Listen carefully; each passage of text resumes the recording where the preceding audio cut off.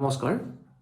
আজি যিখন কিতাপৰ কথা ক'ব খুজিছোঁ সেইখন হ'ল দিগন্ত ওজাৰ নৱতম এখন গ্ৰন্থ ২২ গজৰ যুঁজাৰু ৩০০ বছৰীয়া ভাৰতীয় ক্ৰিকেটৰ ৰোমাঞ্চকৰ আলেখ্য।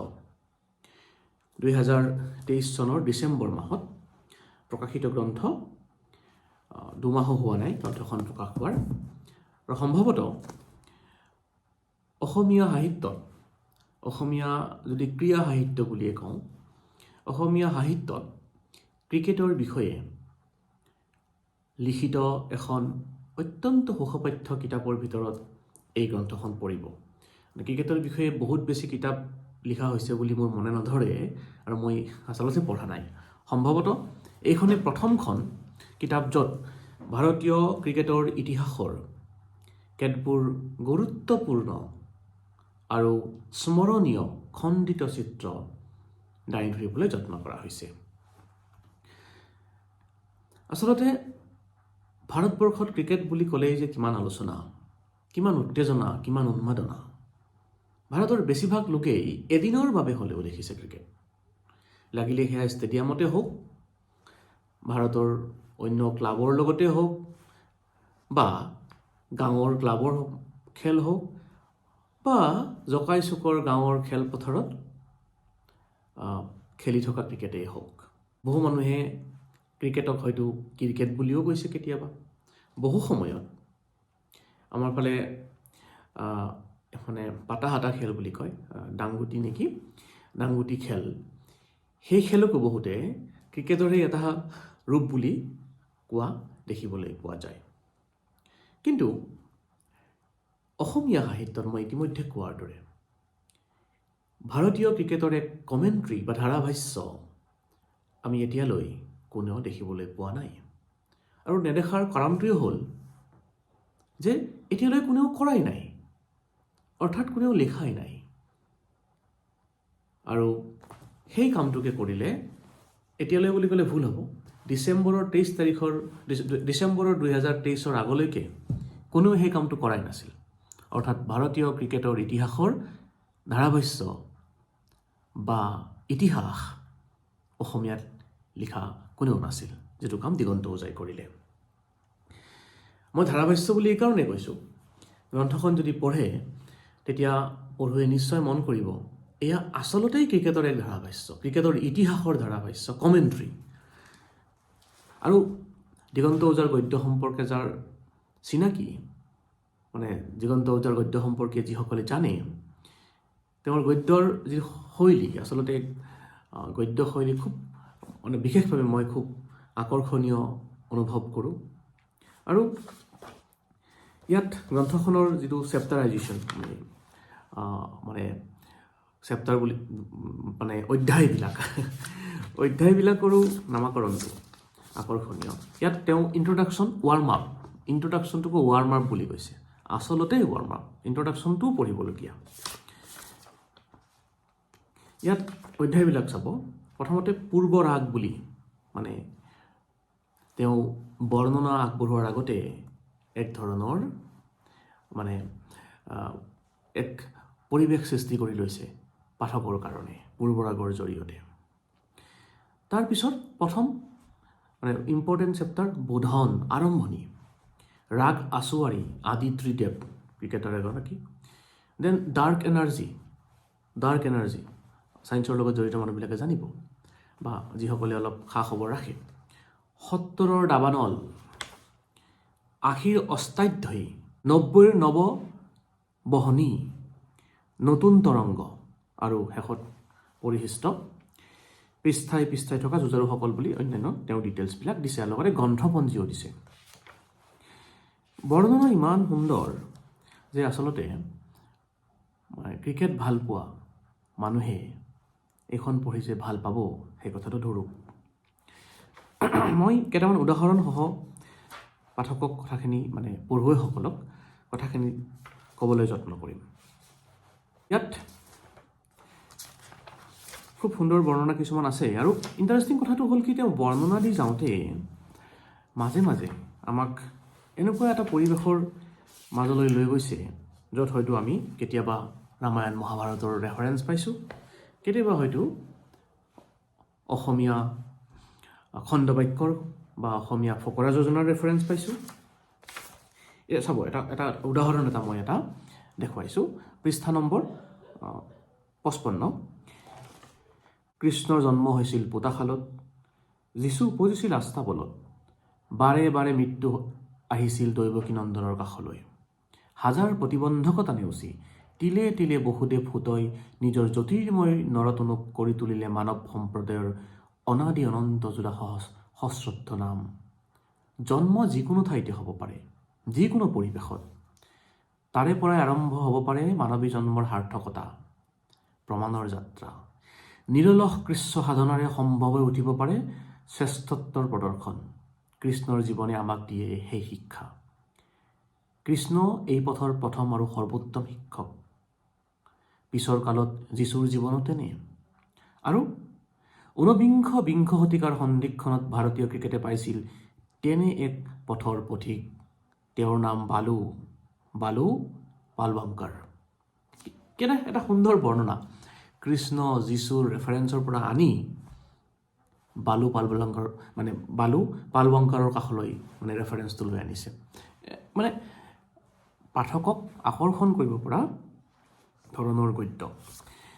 ইয়াত সেই সময়ৰ আমাৰ যিটো ৰঞ্জী ট্ৰফি যাৰ নামত আছে তেওঁৰ পৰা আৰম্ভ কৰা হৈছে। তাৰপিছত বাকী অন্যান্য যিসকল খেলুৱৈ, সেই খেলুৱৈসকল ৰঞ্জিত সিংজীৰ কথা আৰম্ভণিতে ৰঞ্জিত সিংজীৰ পৰা কৰা হৈছে। ৰঞ্জী ট্ৰফিটো আমি সকলোৱে জানো। ঠিক তেনেকৈ অসংখ্য বৰ্ণনা আছে, সকলোখিনি দিয়াটো সম্ভৱ নহয়। মই সকলোখিনি নিদিওঁ, সেইটো দিবও নোৱাৰি।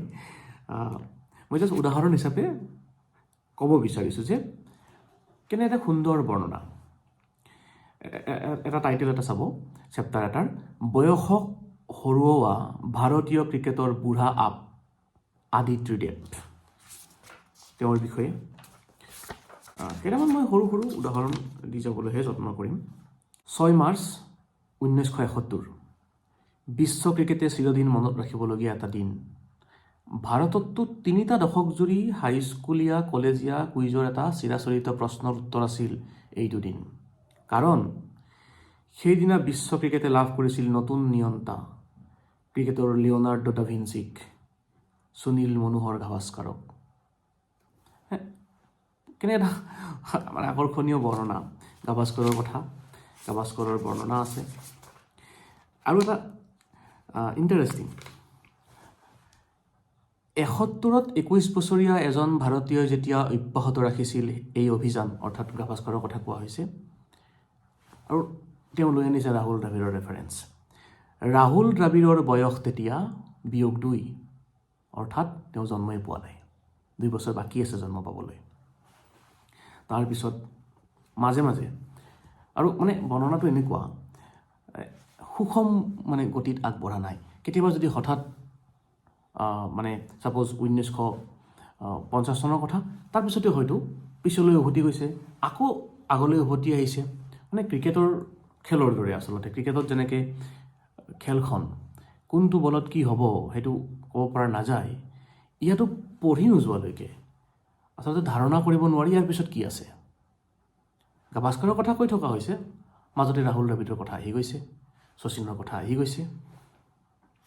ইয়াত আছে তেনে। লেখকে এইটো সচেতনভাৱে কৰিছেনে মই নাজানো। তেওঁ ক্ৰিকেটীয় এটা ৰূপ দিবলৈ যত্ন কৰিছে তেওঁৰ গদ্যশৈলীক। ক্ৰিকেট এখন যেনেকৈ আগবাঢ়ে, ক্ৰিকেট খেল এখন কেতিয়াবা 6, কেতিয়াবা হয়তো 2-3টা উইকেট একেলগে পৰি গৈছে, কেতিয়াবা 2-3টা 6 একেলগে হৈছে, কেতিয়াবা মন্থৰ হৈছে। কিন্তু লেখকে ইয়াত এটা কাম কৰিছে, সেইটো হ'ল তেওঁ এখন ৰোমাঞ্চকৰ ক্ৰিকেট খেলৰ দৰে পৰিৱেশ এটা গদ্যশৈলী এটা দিবলৈ যত্ন কৰিছে। লেখকে এনেকুৱা ধৰণৰ কথা যে ক্ৰিকেট খেলখন উপভোগ কৰি কেতিয়াবা যিটো মজা লাগে, অনবৰতে 6, 4 আউট, ৰোমাঞ্চ এটা যিটো আছে, উত্তেজনা যিটো আছে, সেই উত্তেজনাটো লেখকে বৰ্তাই ৰাখিছে। আৰু এই বৰিং কাৰবাৰটো, অৰ্থাৎ কেতিয়াবা যিটো হয় যে বহু সময় ধৰি, যিটো আমাৰ ৱৰ্ল্ড কাপৰ সময়ত হৈছিলে, ফাইনেল এইবাৰ 2023 মাজতে আমনি লাগি গৈছিলে ভাৰতৰ বেটিং চাই।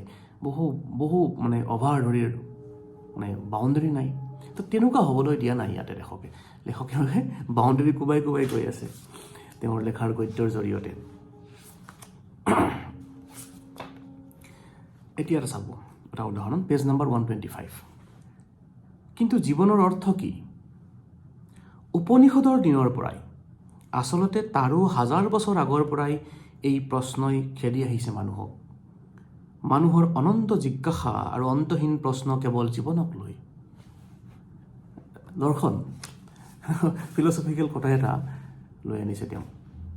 শ্বেক্সপিয়াৰে আমাক ক'লে, all the world is stage and all the men and women merely players. সমগ্ৰ বিশ্ব এখন মঞ্চ আৰু আমি সেই মঞ্চৰে ভাৱৰীয়া। জীৱন সঁচাকৈ কি নাটঘৰ? আমি সকলো কি অভিনেতা?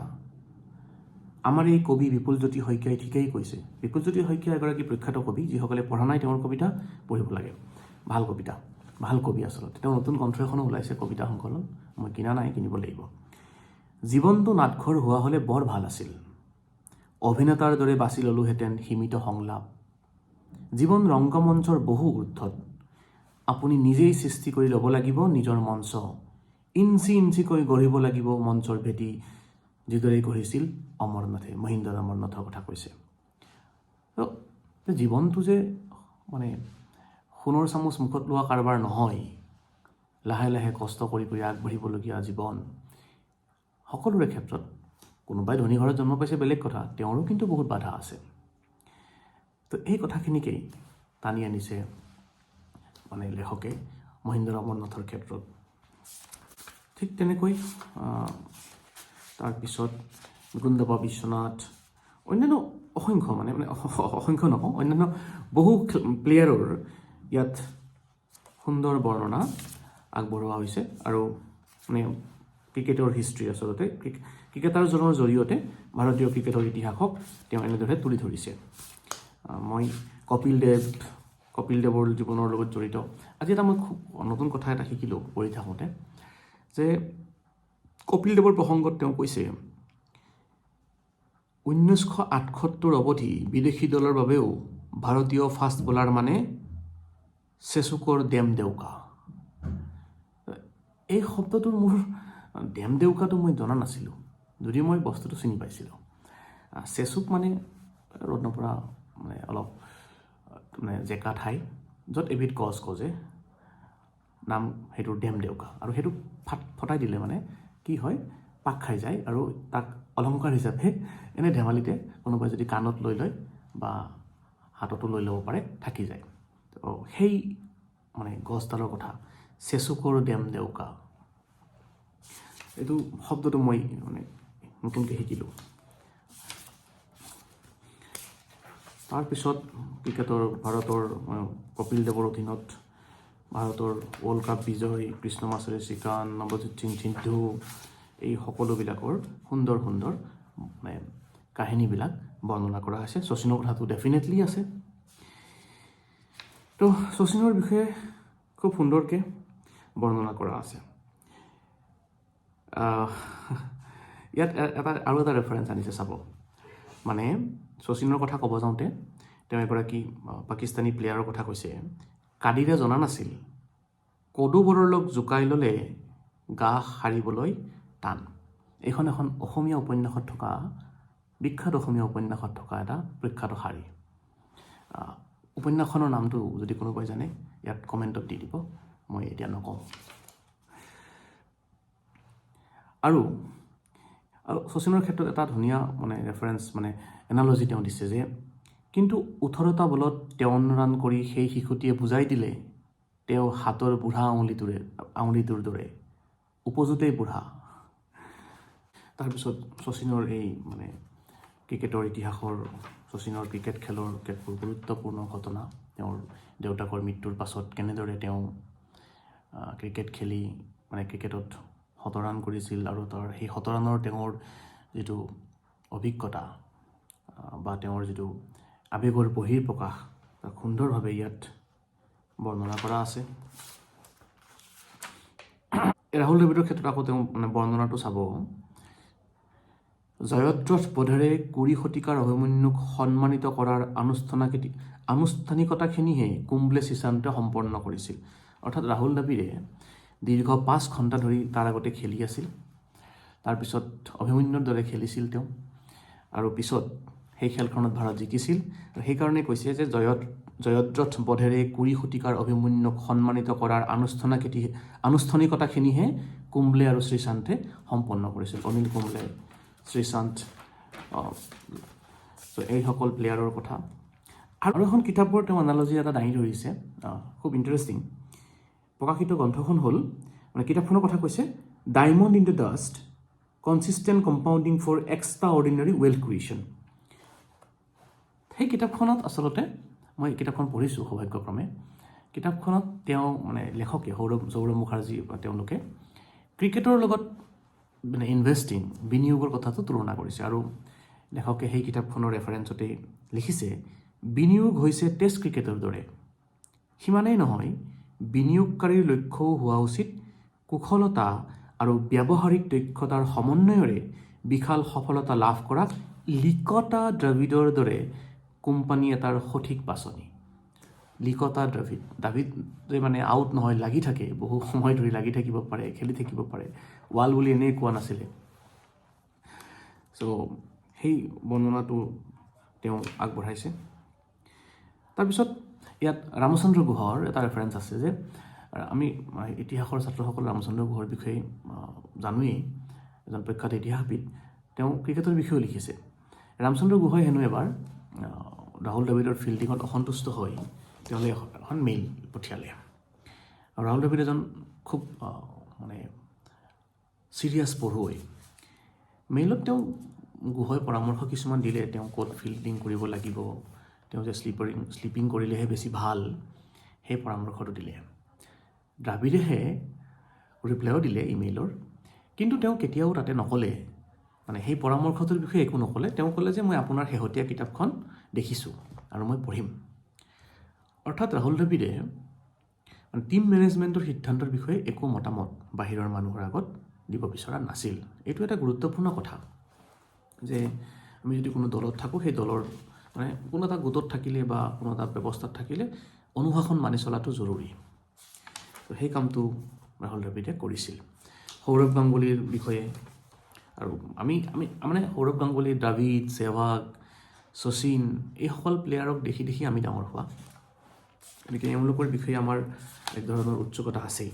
অনিল কুম্বলে, আৰু শেষত একেবাৰে আহি কোহলি, ৰোহিত শৰ্মাৰ বিষয়ে অলপ অলপ বৰ্ণনা গ্ৰন্থখনত আছে।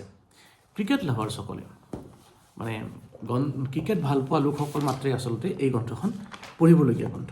তো আপুনি যদি আচলতে ক্ৰিকেট ভাল পায়, আপুনি বা আমি যদি কোনোবাই ক্ৰিকেট ভাল পাওঁ, আৰু যদি বিশেষকৈ টেষ্ট ক্ৰিকেট ভাল পাওঁ, মানে যাৰ ধৈৰ্য আছে, এই গ্ৰন্থখন তেওঁলোকৰ কাৰণে।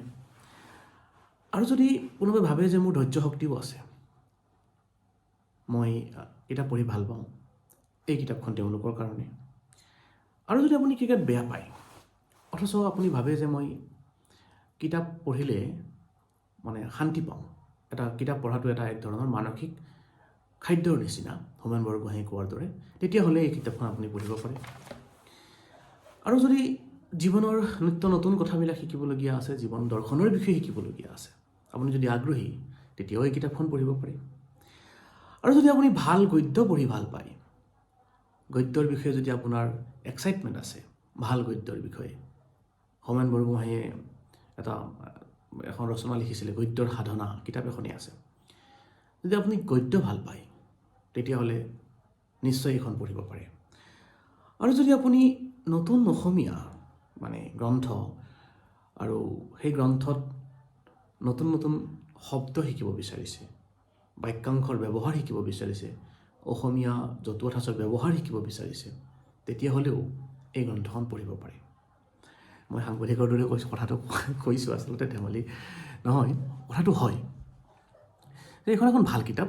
অৱশ্যে এতিয়া মই যিহেতুকে বেচিকেলি মই এটা কাম কৰোঁ, মই জেনেৰেলি কিতাপৰ সমালোচনা নকৰোঁ, মানে ইনফৰমেশ্যন দিওঁ। তো সেইকাৰণে মই একদম যিটো আমাৰ টিপিকেল গ্ৰন্থ সমালোচনা আগ নবঢ়াওঁ, আৰু সেই কামটো মই আজি কৰিব খোজা নাই। ডেফিনেটলি টিপিকেল গ্ৰন্থ সমালোচনা আগবঢ়ালে দুই এটা দিশ হয়তো আঙুলিয়াই দিয়া যাব পাৰে যে এইকেইটা দিশ হয়তো আৰু অধিক বহলাই আলোচনা কৰিলে ভাল আছিলে। চ' এখন ভাল কিতাপ নতুন বছৰত আপোনালোকে পঢ়িব পাৰে। Thank U.